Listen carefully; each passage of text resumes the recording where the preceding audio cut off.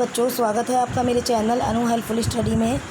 आज हम कक्षा 7 हिंदी का पाठ 3 जिसका नाम है हिमालय की बेटियां पढ़ेंगे। इसके 2 पाठ हम पढ़ चुके हैं, उसका अभ्यास भी कर चुके हैं, तो आज हम इसको रीड करेंगे।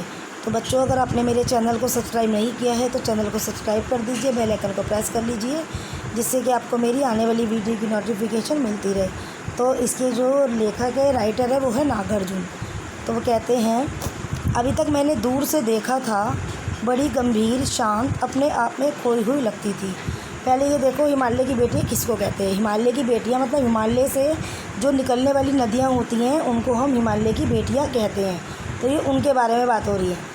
तो नागार्जुन जी कहते हैं, अभी तक मैंने उनसे दूर से देखा था, बड़ी गंभीर, बड़ी शांत, अपने आप में खोई हुई सी लगती हैं। सम्राट महिला की भांति, मतलब एक सम्राट महिला की भांति, एक वो संपन्न, मतलब कि एक अच्छी महिला की भांति वे प्रतीत होती थी। उनके प्रति मेरे दिल में आदर और श्रद्धा के भाव थे। माँ और दादी, मौसी और मामी की गोद की तरह उनकी धारा में डुबकियाँ लगाया करता। मतलब जैसे मैं माँ और दादी की गोद में बैठता हूँ, उसी तरह मैं उनकी धारा में डुबकियाँ लगाया करता हूँ। परंतु जब मैं इस बार हिमालय के कंधे पर चढ़ा, हिमालय के कंधे मतलब जैसे नीचे से ऊपर कंधे पे आना, जब हिमालय पे ऊपर हम जाएंगे ऊपर तक, तो हम उसके कंधे पे चढ़ रहे हैं। तो जैसे ही वो हिमालय के कंधे पे चढ़ा तो वे कुछ और रूप में सामने थी। तो वो हैरान था। यही दुबली पतली गंगा, जब उनने वहाँ से देखा तो वो दुबली पतले रास्ते से दुबली पतली लग रही थी। यही यमुना, यही सतलुज, ये जो दुबली पतली गंगा और ये यमुना जो है, यही सतलुज समतल मैदानों में उतरकर विशाल कैसे हो जाती है, क्योंकि समतल मैदान पूरे वो होते हैं, तो इसमें जाकर ये बड़ी हो जाती है। तो इनका उछलना कूदना,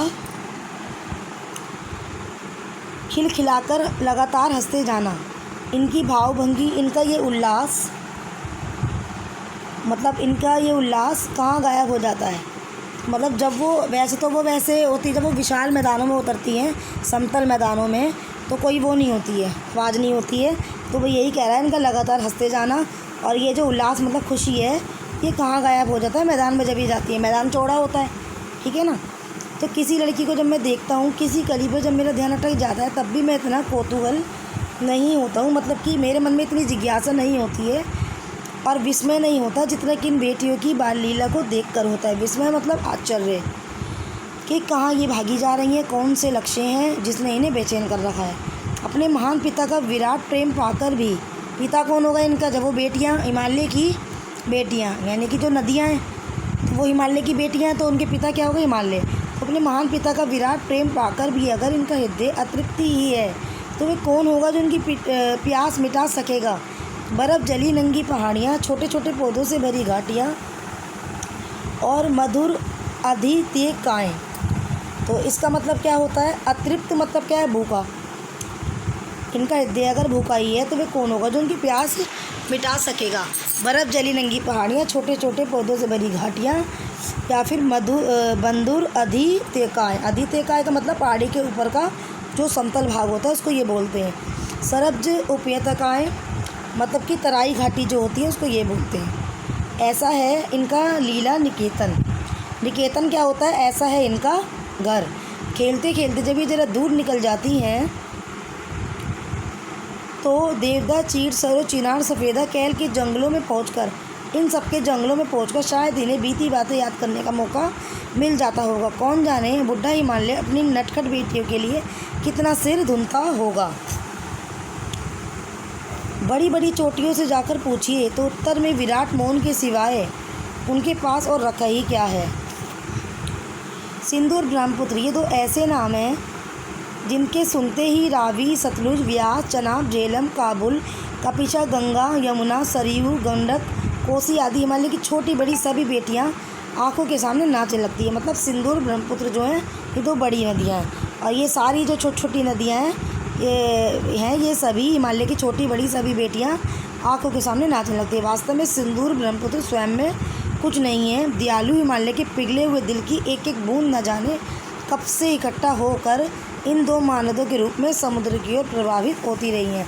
कितना सौभाग्यशाली है वह समुद्र जिसे पर्वतराज हिमालय की इन 2 बेटियों को हाथ पकड़ने का श्रेय मिला।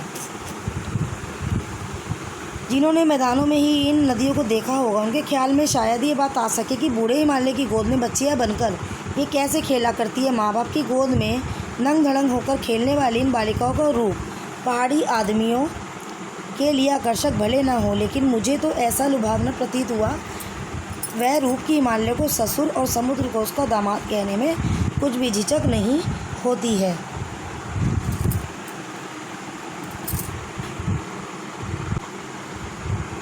कालिदास के विरही यक्ष ने अपने मेघदूत से कहा था, तो विरही मतलब वियोगी। कालिदास के विरही यक्ष ने अपने मेघदूत से कहा था, वेत्रवती मतलब बेतवा नदी को प्रेम का प्रतिदान देते जाना।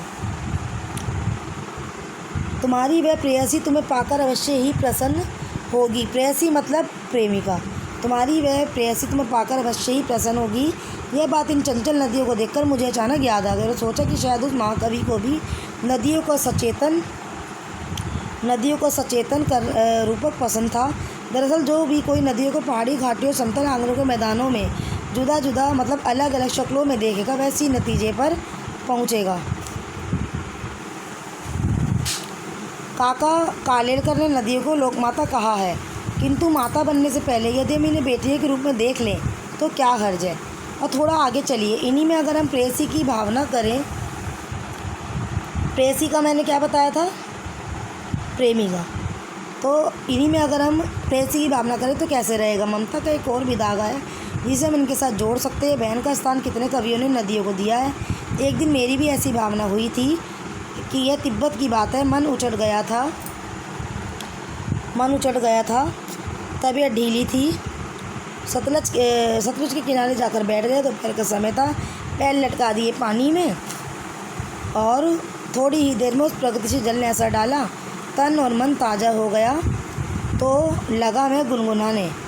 क्या गुनगुनाया उसने, जय हो सतलज बहन तुम्हारी, लीला अचरज बहन तुम्हारी, हुआ मुदित मन हटा कुमारी, जाऊँ मैं तुम पर बलिहारी। कुमारी क्या होती है, सुस्ती, और मुदित प्रसन्न।